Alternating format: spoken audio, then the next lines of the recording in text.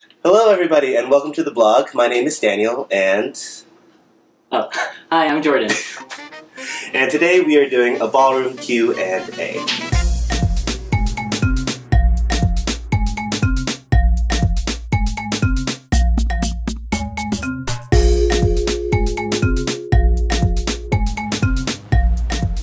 We asked you to submit some questions to us via social media and we are going to A your questions.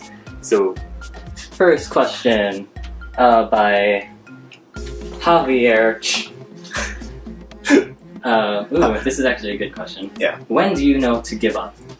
When do you know to give up? Well, I mean, I guess this is a good question, especially coming from me, because well, it depends on what you mean by give up, because like, give up competitive ballroom, such as I did, or just give up ballroom completely, which I didn't actually do. And the reason I gave up was just because I sort of stopped enjoying like the competitive ballroom scene personally, and I think you shouldn't really have to do anything just because of the pressure, because there was a lot of pressure on me to stay, because like there's not a lot of male members on any team, and you know, partners, but then like what happened was like at some point I was just like, why am I even competing? I'm not like, it's not really the right scene for me, so there's that. I mean, there's also like two aspects to it. The one within yourself, when you decide mentally, like, I kind of want to give up, why do I want to do that?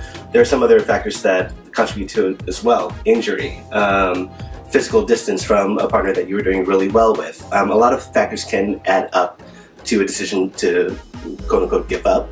But yeah, definitely could give it some time to think about it. Yeah. Second question from Elise Bui. When should you specialize? That's an excellent one for you. Yeah, it's a great question. I, for a very long time, was a competitive 19 dancer. I danced all four styles, rhythm, smooth, Latin, and standard. And that's fine when you're in the syllabus levels, when you're down in bronze and silver, and you only have a certain amount of steps that you can do. There are a lot of people on competitive teams, competitive collegiate teams, that are looking for partners in bronze and silver and whatnot. When you start getting up to a level where you either point out or time out into gold or open, I think that's when you really need to start to think about what styles you really enjoy, what you want to specialize in. When you get up to a high enough level where doing all 19 or doing 14 or doing 15 just doesn't make sense anymore, and you want to devote your time and energy to something that you really believe in, that you really enjoy yourself. Personally, I didn't really have a choice whether or not I should specialize, because our coach only really taught international styles. So I mean, hey. So I didn't really get to like be like, ooh, I want to be a American rhythm dancer or anything. I was like, okay, Latin, standard, that's all I know. Although I did do like some of the American dances by fun, by like just copying what other people do. I actually stole a lot of your routines off of YouTube. YouTube.com/DLLdance. Go ahead. Plug! I would say, yeah, I think, as you said, towards the higher levels, just because it's sort of unfathomable to be able to do all those styles. But take that time in like syllabus to like really understand the styles. It's like college, you know, you're supposed to experiment, you know, try rhythm, maybe it's not for you, then try Latin. I forgot the term for a second. See, this is how bad my videos sound. Maybe try a same-sex partner, hey, that's college. Oh my god. It's funny because it's true. I really like that analogy though. It's like college. I mean, you have your general education requirements where you try out all the different styles. You have your major, eventually something that you decide that you are really passionate about, that you really want to continue on in and learn more about. I like that analogy. How to get better at performing. And we also have a few other questions that kind of go with that a little bit. We have Emily Lynn, who asked about, when does acting out emotion seem fake too much at competitions? Well, I think my friend Karen, one of her questions was, should you always be smiling during a performance, or is it okay to frown, or whatever, you know, things like that. It's all part of that same performance sort of package, yeah. I'm coming from a very weird sort of perspective. I was a theater major in undergrad in addition to classics. Performance in competitive dancing and performance on the stage actually kind of strangely go hand in hand. You don't know how far you can go until you really stretch your boundaries in terms of performance. So that's just one thing, just kind of lose your inhibitions and just go with it. Performance has to be grounded though in the music that you're listening to. Take Foxtrot for example, like you have a song that's very like slow and sensual and everything like that, and all of a sudden you're going big and Broadway and blah blah blah. It just, sorry. It just really doesn't make sense, and the audience can tell because your movements aren't in line with the music that you're actually listening to and performing to. So performance, emotion, all of that kind of has to be grounded in the music that you're listening to.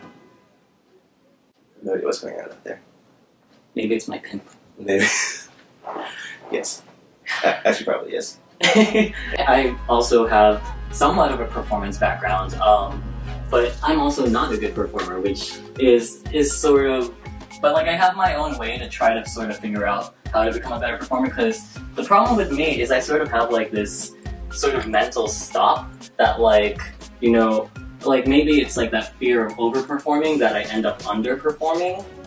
So I think it's very important to at least, well, this is how I've been working at it. Basically, in the privacy of my own room, or just like when the whole house is empty, I will overperform. I will. Sorry. Yeah, but like I overperform, like for and maybe like once I get comfortable with that, I can sort of find that like nice middle ground where like it doesn't feel like it's too much of a stretch, but like it's also like, you know what, this isn't that bad, you know, like this isn't like really scary territory. In specific regard to when acting out emotion seems fake or too much at competitions, I can't remember who said this quote, but the quote about pornography. Which one? I don't know exactly how to define it, but I know it when I see it. Does that make any sense? It's really hard to put into words, but essentially it's one of those things where you just look at it and it doesn't look right, it doesn't seem right. Whether it's out of conjunction with the music, whether one partner is outperforming another and they're not in sync, it just doesn't look right on the floor. And it's just kind of one of those things, watch a competition, point it out, talk to your friends and see, hey, what about this isn't exactly working out? But again, in terms of performance, I mean, like, it's just really that fear of looking silly, I think, that leads a lot of people to not really put their all out there and to really connect honestly with an audience, with the judges, and with their partner. So I guess the moral of the story is, don't be afraid to look silly. Ding! You can smile or frown whenever you want. I forgot that part of the question. If it feels natural. We tell all our newcomers, like, smile on the floor, it's gonna be great, yay! Then they're in Tango, they're just like, Thank you everybody for watching this video. I hope you're having as much fun watching it as Jordan and I had filming it. Jordan and I shot a lot of videos, so in the interest of not making a 45-minute long video, I'm going to end it here. But a big thank you to Jordan for being the very first collaborator on this YouTube channel. He has a lot of really great and funny videos over on his channel at DangerousTube, so make sure to head over to his channel, watch his videos, subscribe, hit like, all that other fun stuff. I'll put a link in the description down below. Over on his channel, we did the Pokemon Challenge, which was awesome, so make sure to take a look at that video as well. Feel free to click on my mirror over here to take a look at that. And guys, as always, thank you for watching, and until the next time, bye!